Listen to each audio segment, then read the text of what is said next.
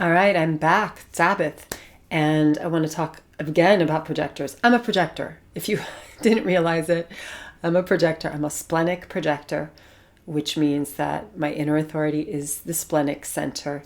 I have the channel of the wavelength, the channel of talent, design of talent, and so my authority has to do with taste, liking something, that liking the invitation.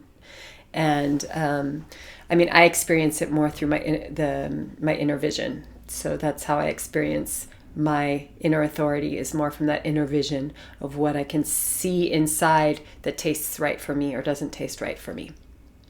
And I have no motors. If you've been listening to my channel, you know that I don't have any motors defined. So a classic projector, no consistent access to any kind of energy. So I float. I float around. And the last video I did was about where are all the projectors, and this transition that it's not an easy transition to transition from living as if you are an energy type into transitioning into your design as a projector, and then living in the world as a projector. It's challenging. And it happens to some of us, and it doesn't happen to others, and just is what it is. And the journey looks different for everybody, because we're all unique. So the journey is going to be unique. So there's not a lot that you can say that it's like this. Sometimes I come and I share what my process is, because I feel that it's so useful to hear about someone I can resonate with or relate to, hear about their process and find, okay, that's kind of happening to me. Okay, it's kind of like that for me too. And where you can get some resonance and feel like, because the mind's going to question everything. Once you start down the path of living your design, the mind is going to resist and resist and resist and resist. It's been trained very, very well since you were little. And so it's pulling out all the stops, and it's throwing in your path all the things to keep you from differentiating, because the mind wants to keep you fitting in. It is what it is. The mind is just doing its thing. So it's really challenging to deal with the resistance of the mind as the body starts to take over. And it is a process of surrender. So it's a process where you really don't have a choice. The choices are illusions. We talk about decision making in human design, that human design is about decision making as yourself. And I heard something that I really loved the other day from a reflector, is that it's actually about decision watching. Yes. It's about the mind watching the decision making of the body. So you're watching your decisions being made. It's the more that you try to think about, am I making that decision with my inner authority? Am I not? The more you do that, the further you're away from actually just surrendering to your inner authority. Because the mind will hijack. Will definitely hijack. And if you're splenic like me, it needs to be like, it's spontaneous, the spontaneous knowing, the spontaneous taste, the spontaneous instinct. So if the mind gets involved there, it can turn it around so easily, and it can completely override what the splenic center is saying. Yeah. And so, yes, so I'm a projector. I kind of went off in other places right now, but the thing that I was feeling about talking about is the invitation. And I've talked about this a few times on my YouTube, because it's a real journey of discovery as each projector discovers what invitation feels like, and relearns to recognize invitation. Because that's an innate in us, actually. It truly is innate in us. It's just conditioned out of us, not out of us. It's conditioned to be on the back burner and be ignored as something that's, primordial for us.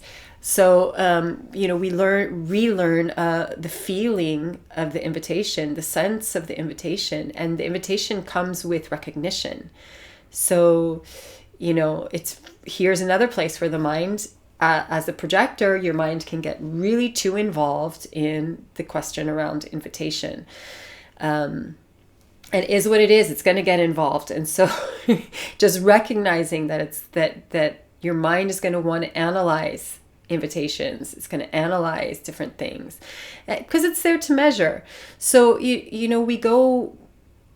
the process is kind of titrating back and forth from the mind looking at it, measuring it, seeing it, to just feeling it little by little and just knowing it in your bones and your body, and then kind of wondering about it. And, especially if you're a 1-3, you're investigating it, you're really introspective about it. Trial and error, that's my process, trial and error about it, a lot of error, and then introspecting, like, okay, that didn't feel right. What didn't feel right about that? So each projector is going to need to go through their process of really understanding is not the right word because that's too much here, but embodying the frequency of invitation. It's so key. And I remember even saying, and there's a paradox here, because I've shared before that I'm not waiting for the invitation, because I'm not really waiting for anything as passive receptive. It's just beingness, and then there are invitations. But that's, like I said, it's a paradox, because actually I am waiting for the invitation. And I had this really strong recognition the other day that my body is waiting for the invitation, but not in a strategic way. But it's just in waiting mode, like, if you put your car in idle, well, it's not even that, because there's no boo going on. So it's just a float, like it's a raft. It's a raft that's just floating, right? That's my body, and it's waiting for something worthwhile to animate it, because it's not everything. My body doesn't want all of the invitations. My body doesn't want all of the energy. My body doesn't want to be connected with most of what is going on around me, with most people that I come in contact with most opportunities, with most possibilities. My body is waiting for the certain right energy that invites. And, I can't really put into words the feeling of this recognition that I had the other day. I was like, wow, my body is waiting to be invited. And there is really a sense that it ain't gonna move. Like the true modus operandi for my design is passive, floating around, just beingness, just this taking in of life, of frequency, of whatever's in the ambience around me. And then this animation that happens when there is a true recognition, number one, of my nature, of who I am, and an invitation that gets past my cynic, because I do have the gate of the cynic. It's part of my channel of talent. It's gate 16, line 2, the cynic. And I kind of get that word now more. At first, when I read that in my chart, I was like, the cynic. Wow, what does that mean? Yeah, I can see like there's a protection there. Like, I'm not going to get involved if it's not worth it for me. I'm not, not everything is going to get past that barrier. My whole channel of talent is all line 2. So there is a barrier there. Like, it's not wanting to come out on any call, and I'm not a line 2 projector, but I see that happening more and more with the way that channel works for me. It's like, just leave me alone. Just let me float. Oh, now here is something that feels good to me, that feels tasty, that gets past my cynic. And it's not anything mental. It's not anything about what my mind thinks. And this is really such an important difference. It's and this place of experimentation that each projector really needs to go through of what is an invitation. And there's information out there in human design, and Ross said it a couple of times, or probably many times, that the invitation is something formal for the big things of life. I find my experience is that invitation is everywhere all the time. Yes, for the big things in life, but for every little connection, every little thing. One of my teachers, Alakanandias, he said, quoting Osho, who he had been in sannyasin with Osho, said, life is an invitation. And that resonates to me. So everything ends up being an invitation, because everything carries energy. And the possibility to involve your awareness in what's happening in the energy, it's got to come with recognition. It's got to come with recognition of who you are. And this is where, like, where I'm talking about the experimentation is, first, inevitably, I would say for most of us projectors, when we come to hear about the invitation, we will most likely, and my experience for me was approaching it from a mental space of, oh, now look, that person invited me. And they were inviting me for the thing that I thought, that I'm thinking that I want to do because I'm talented at that, or I'm good at that, and they should be recognizing me for that. So it's like there was a lot of mental stuff of what I should be recognized for that was related to my identification with my openness. In other words, I was deeply, deeply identified with being energetic. I was deeply, deeply identified with manifesting. My personality sun is gate 35. It's in one of the 3 manifesting channels. A super powerful emotional manifesting channel. So I was deeply identified with manifesting experience and sharing feelings through experience and progressing somewhere, starting something, moving, going, doing, living something, making something happen. So the way my mind first interpreted invitation was, they're inviting me to make something happen. Do you see the distortion? Like, that's me being invited to serve a manifestor function. Well, that's not me. Look, all of my motives are open. I mean, being recognized for being energetic, like those are the things people would say. Oh, you have such good energy, you pass good energy, or you have all this energy. I was like, you guys don't even know that the energy is borrowed from all of you. But there you go. I was being recognized for my openness, for my not self. And then my not self is super happy because now it has an invitation to continue doing what it wants to do. So it takes a while, because it's a matter of layers and layers and layers peeling off.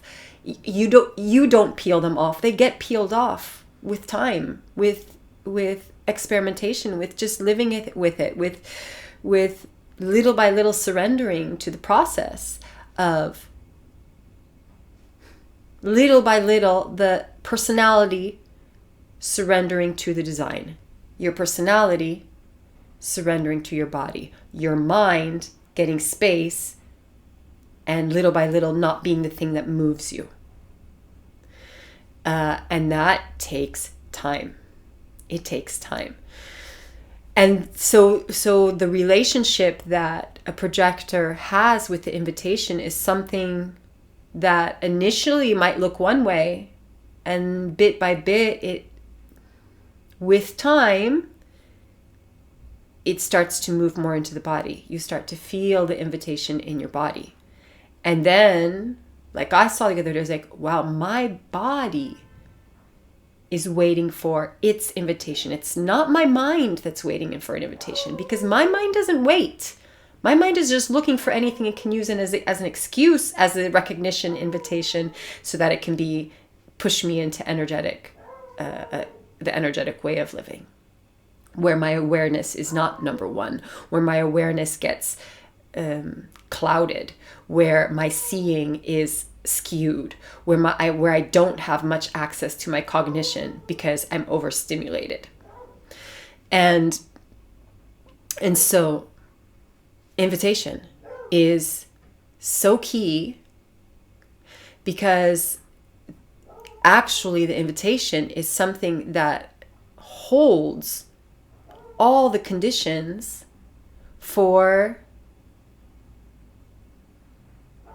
whatever you're going to be involved in guiding as a projector. What I mean is, your body recognizes the recognition that's in the invitation and the correctness, the alignment of that invitation with you. So if your body recognizes that through your inner authority, whatever that is, if your body recognizes it, it's not about mentally going through the list of, oh, well, with this invitation, it means that this will happen, and this person will do this, and that. No.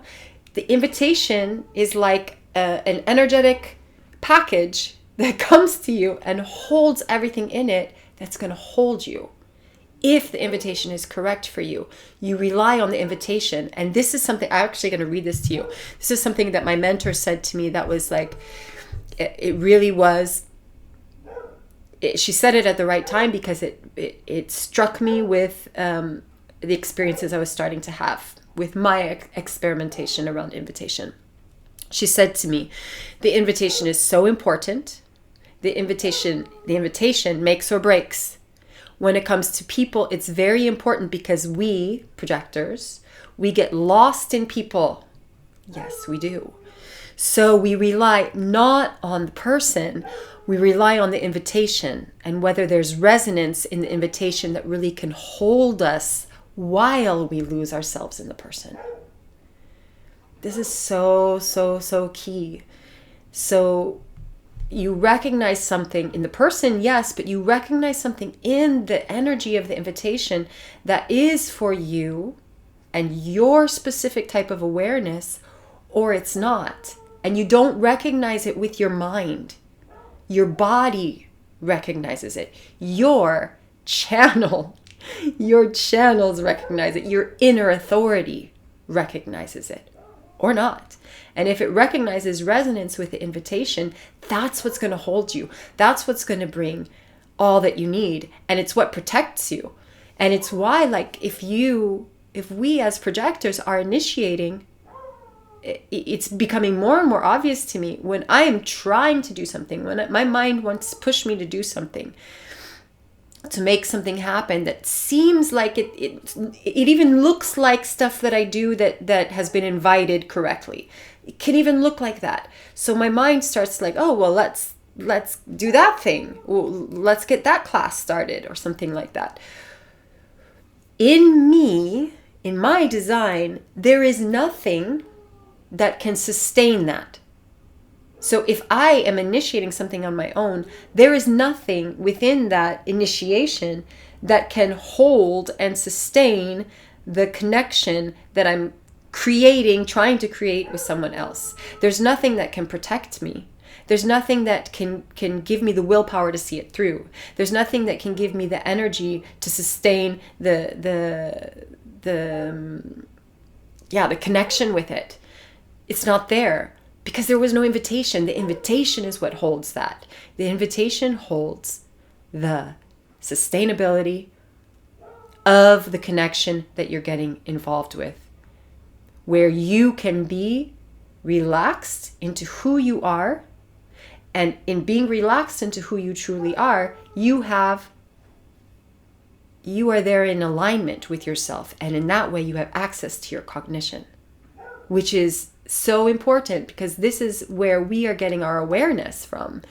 The projectors, if we are in the wrong invitation, or if we're trying to initiate, even if we're trying to initiate an invitation, try and like manipulate stuff so that we get invited, there's not a correct way that the energy is moving there. And so we get out of our frequency, and then we're trying to guide from our minds.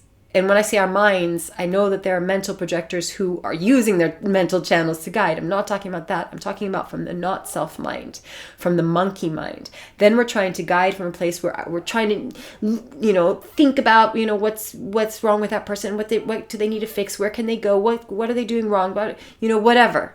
And we're not actually just seeing from our definition. In our definition is the seeing, is the capacity to see, is the capacity to recognize what's there that has nothing to do with what we think should be there or not there. It just has to do with what is in the moment and what are we seeing in that connection with that person. So all of this is sustained and made possible by the invitation itself. The invitation is everything. And I feel really I don't know if you hear it, but there's a dog that's moaning outside and I feel really distracted. Yeah, I don't know if you hear it, but not very projector-like. So I think I'm going to have to stop because, the energy, it's gone now. I don't know what I'm saying anymore. So I'll end it there. Just invite the experimentation with the invitation.